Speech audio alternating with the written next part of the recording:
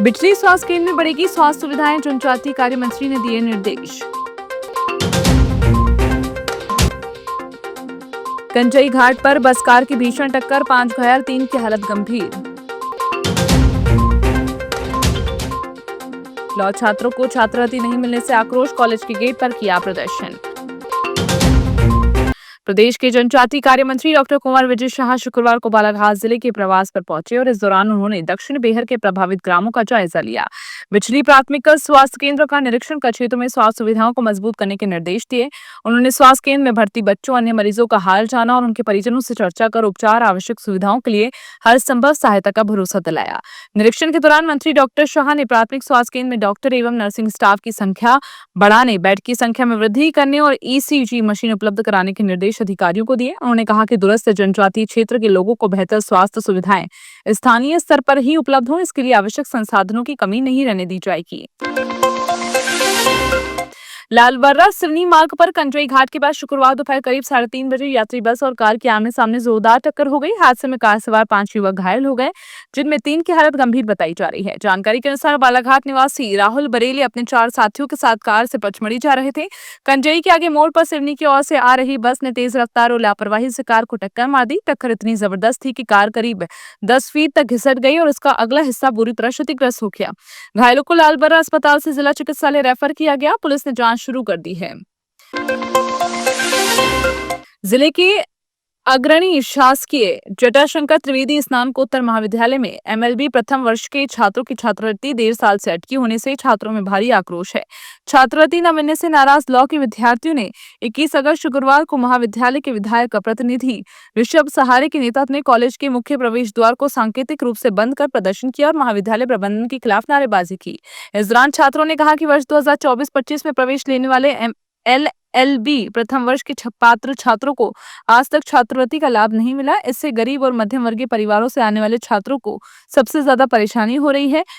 उन्होंने कॉलेज प्रबंधन को चेतावनी दी है कि 10 दिनों के अंदर मांगे पूरी नहीं होती हैं तो चक्का जाम कर उग्र आंदोलन किया जाएगा। दादा बिरसा मुंडा अमर रहे। दादा बिरसा मुंडा अमर रहे। हमारा जो मेन मुद्दा था कि यदि हमारी जो छात्रवृत्ति नहीं मिलती तो हम फीस पेड नहीं करेंगे और हमारे टीचरों द्वारा हमें आश्वासन दिया गया है कि जब तक के आपकी छात्रवृत्ति आपको नहीं मिलती, आप फीस नहीं भी दोगे तो चलेगा।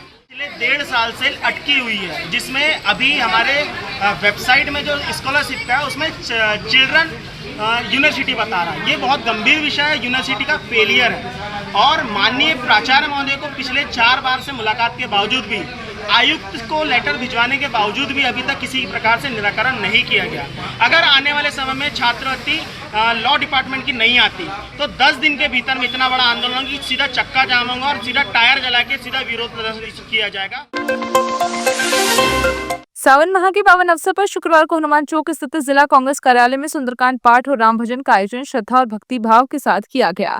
धार्मिक आयोजन में बालाघाट विधायक अनुभव मुंजारे सहित कांग्रेस कार्यकर्ताओं ने, महिलाओं, युवाओं और बड़ी संख्या में श्रद्धालुओं ने सहभागिता की। सुंदरकांड की चौपाइयों और राम भजनों से पूरा कांग्रेस कार्यालय भक्ति में नजर आया।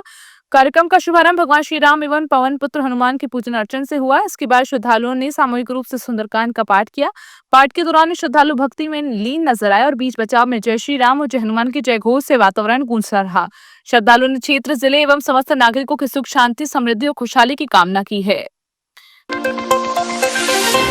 सावन माह के पावन अवसर पर एकल अभियान महिला समिति द्वारा 21 अगस्त को सावन महोत्सव का आयोजन किया गया। कार्यक्रम में समाज के विभिन्न वर्गों से बड़ी संख्या में महिलाएं शामिल हुई। इस दौरान नृत्य और गीत सहित विभिन्न कार्यक्रम भी आयोजित किए गए। इस संबंध में समिति के सदस्य दीक्षा शर्मा ने बताया कि सावन का महीना भगवान शिव को समर्पित होता है। इस माह में महिलाओं को एकत्रित होकर भजन गीत करना हमारी परंपरा है। उन्होंने कहा कि हमारी संस्कृति में शिव के अर्धनारीश्वर स्वरूप को स्त्री और पुरुष के संतुलन और समानता का प्रतीक माना गया है। इसी समरसता की भावना को चरितार्थ करते हुए कार्यक्रम में किन्नर समाज से रानी दमाहे जी को विशेष रूप से आमंत्रित कर सम्मानित किया गया।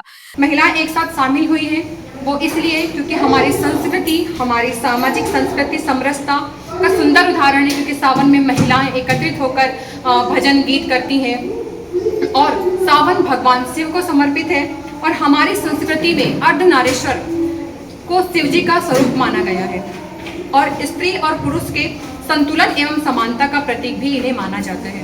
इसी भावना को ध्यान में रखते हुए हमने किन्नर समाज से रानी दमाही दीदी को बुलाया है और उन्हें सम्मान स्वरूप भेंट करके उनका सम्मान किया है।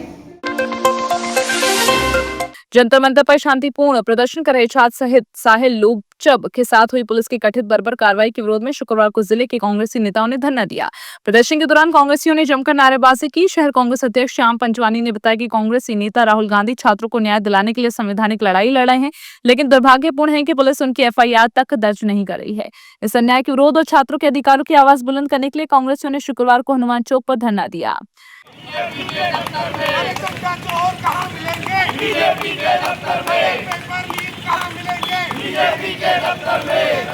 पेपर लीक वाले कहाँ मिलेंगे? बीजेपी के दफ्तर में। पूरे भ्रष्टाचारी कहाँ मिलेंगे? बीजेपी के दफ्तर में। छात्रों के सम्मान में कांग्रेस मैदान में। छात्रों के सम्मान। कांग्रेस पार्टी पूरे हिंदुस्तान के अंदर ऐसे षड्यंत्रकारी, ऐसे आतंक, ऐसे लोकतांत्रिक को गला दबाने वालों के खिलाफ खड़ी है और उन साथियों के साथ, उन बच्चों के साथ कंधे से कंधा मिलाकर कांग्रेस खड़ी है।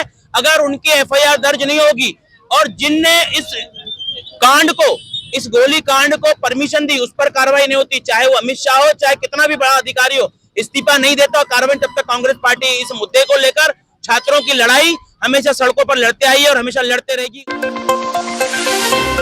थाना लालबरा क्षेत्र के अंतर्गत आने वाले ग्राम बड़ी बिहारी में पिछले लंबे समय से पनप रहे अवैध गतिविधियों और मादक पदार्थों की खुलेआम बिक्री से ग्रामीण विशेषकर महिलाओं का जीना मुहाल हो गया है। गांव में लगातार बढ़े अवैध शराब विक्रय, कच्ची शराब निर्माण, गांजा बिक्री, जुआ सट्टा और नदियों से रेत की बेधड़क अवैध उत्खनन से त्रस्त होकर बड़ी संख्या में ग्रामीण महिलाओं ने पुलिस प्रशासन के खिलाफ अपनी नाराजगी जताई। गुरुवार को एकजुट होकर दर्जनों महिलाओं ने लालबर्रा थाने पहुंचकर थाना प्रभारी को एक ज्ञापन सौंपा और गाँव में जारी इन तमाम अवैध गतिविधियों पर तत्काल पूर्ण रूप से प्रतिबंध लगाने की मांग की। हमारी समस्या ये है कि हमारे गांव में बहुत ही ज़्यादा नशा चल रहा है, दारू कच्ची चल रही है, गांजा भी चल रहा है और जुआ पत्ती, रेत का गमन सब कुछ हो रहा, बहुत ही तरीके से।